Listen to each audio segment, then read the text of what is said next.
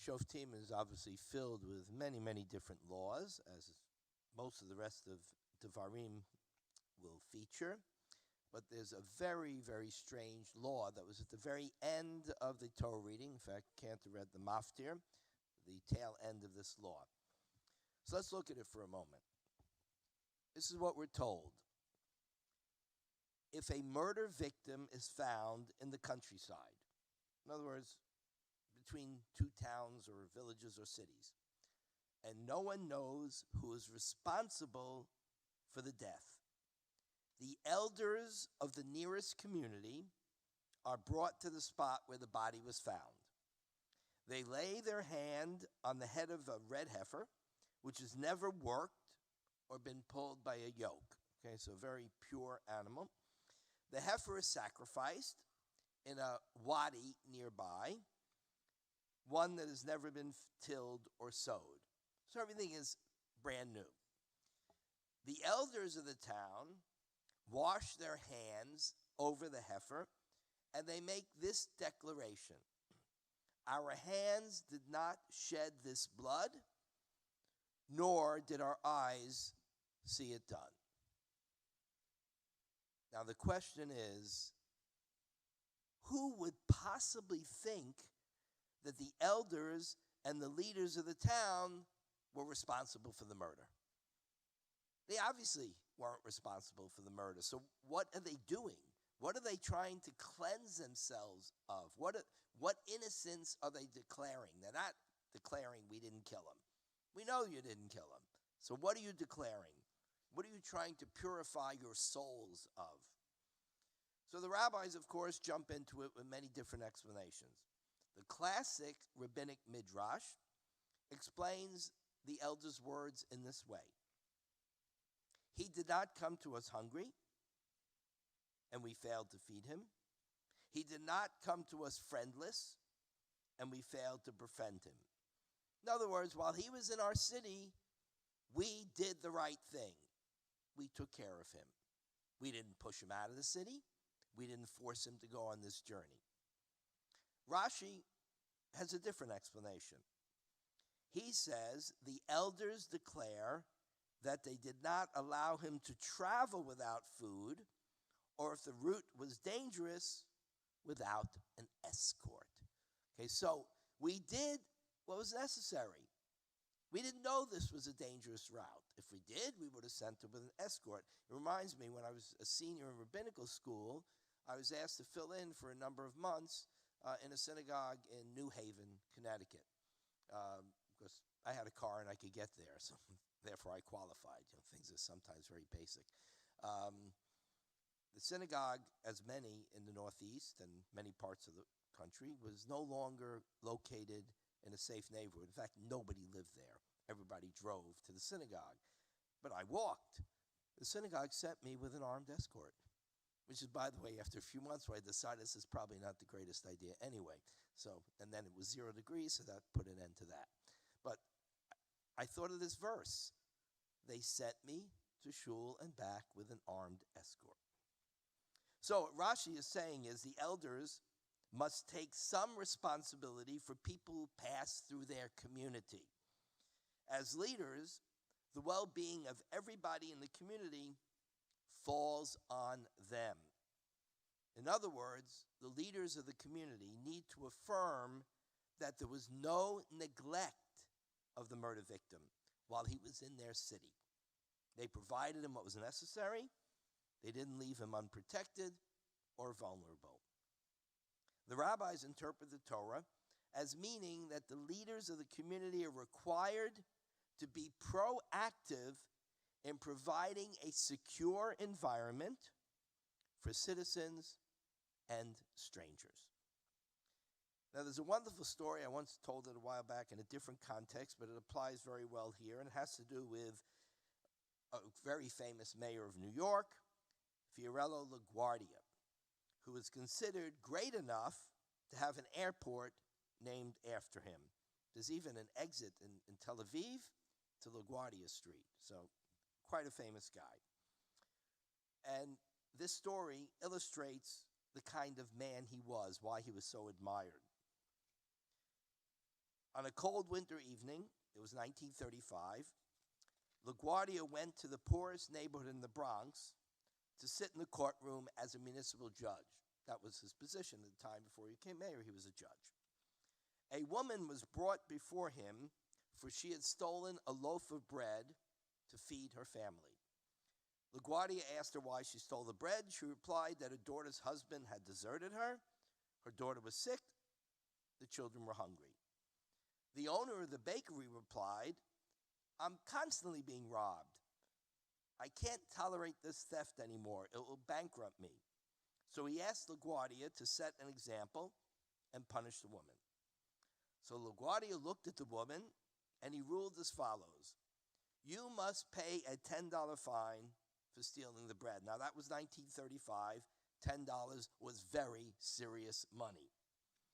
He then reached into his pocket and handed the woman the $10 to pay the fine. And then he continued, "I now fine everybody in this courtroom 50 cents. Everybody. The spectators, the attorneys, the bailiff, everybody had to pay the fine. And he said, I fine you for the following reason: for living in a city where a woman has to steal bread to support her family." The fines reached $47.50, and then he handed this to the very bewildered grandmother, who left the courtroom $47.50 richer than she was when she entered it. LaGuardia was trying to make a point about the responsibility of a community to its most vulnerable citizens. All of us, as part of a community, are responsible for the well-being of everyone else. We can't be comfortable while fellow humans are suffering. We cannot eat while other people are hungry. That's why on Passover we open the door and we say, "All who are hungry, come and eat." Meaning, before Pesach, we have to make sure that everybody has for Pesach. That's what we do with the Ma'od Chitim, with the collection of funds and distribution before Pesach. It also says in the Torah, don't stand idly by your neighbor's blood. LaGuardia knew that if a woman cannot feed her family, all New Yorkers shared in that responsibility. Now, I don't know if he ever studied this passage from Deuteronomy or if he ever heard the rabbinic commentary, but I do know that LaGuardia lived his life according to that teaching. Would that we had more politicians and community leaders who understood that biblical concept. Now, here's another approach. It's from the Talmud. The court is declaring, according to the Talmud, that concerning the criminal, no one came into our city deserving of punishment whom we neglected to capture and bring to justice. In other words, the Talmud says, the community is saying, we don't allow dangerous criminals that we're aware of to continue to roam the streets. If we did, then we're responsible for his murder, because we let the murderer that we knew continue to roam the streets. The great commentary of Sforno, he took a similar approach. He wrote, we do not allow any murderers to remain in the land. That's what they're saying. We bring people to justice and protect others from dangerous people. What the Talmud is saying is, the elders of the court were obviously innocent of shedding blood, but if they tolerated the presence of murderers in their midst, then they would bear responsibility for the murder. So as I read this part of the Torah, I realized that this is the legal and moral basis of what became known as the Bush Doctrine. If you are a terrorist or you harbor a terrorist, then you're guilty. And we have to bring justice to you or bring you to justice. We've seen so much activity in the territories recently with terrorists from within the territories entering into Israel and performing terrorist acts, and Israel going into the territories, particularly the town of Jenin. and attempt to preempt future attacks and to capture the guilty terrorist. The Palestinian Authority knows who they are and knows where they are. They know they have terrorists in their midst. Yet they try to absolve themselves of their guilt by saying, it's not us, it's Hamas. They are perpetrating these acts of terror against Israelis as well as other citizens of other countries. And the Israeli government must not look the other way when radical settlers commit acts of vengeance against innocent Palestinians. So the Palestinian Authority cannot, like the elders described in the Torah, claim their innocence. For they have not only not tried to rein in the terrorists, they have given them asylum in their midst. That territory is completely under the control of the Palestinian Authority. That's the area where the Israelis aren't even allowed to enter. The Israeli military can't enter except in an emergency. So that makes the Palestinian Authority just as responsible for the crime as the terrorist. According to this doctrine, they are not really any different than the terrorists themselves. That, of course, was the justification for attacking the Taliban in Afghanistan, and is the same justification for Israel's demands that the leadership of the PA be rejected and that a new leadership be created.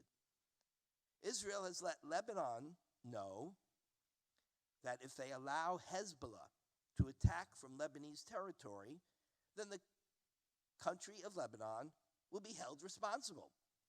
For they have basically surrendered their country to the terrorist organization, giving them free hand anywhere they want to set up their terrorist organization.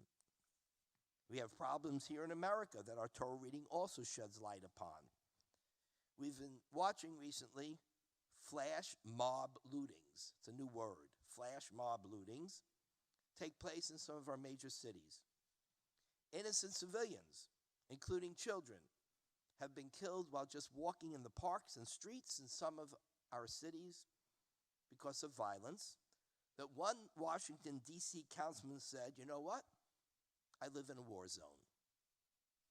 Sex trafficking in young boys and girls has increased dramatically here and around the world. So have we as a society done everything we can to protect these children, these teenagers, girls and boys from such predators?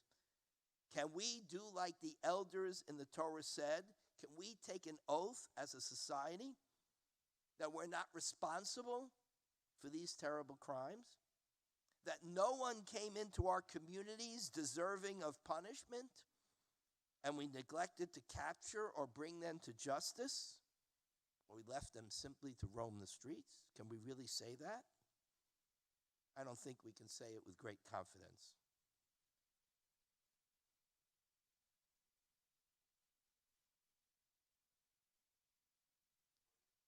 We know that the cartels are trafficking in children, young men, young women.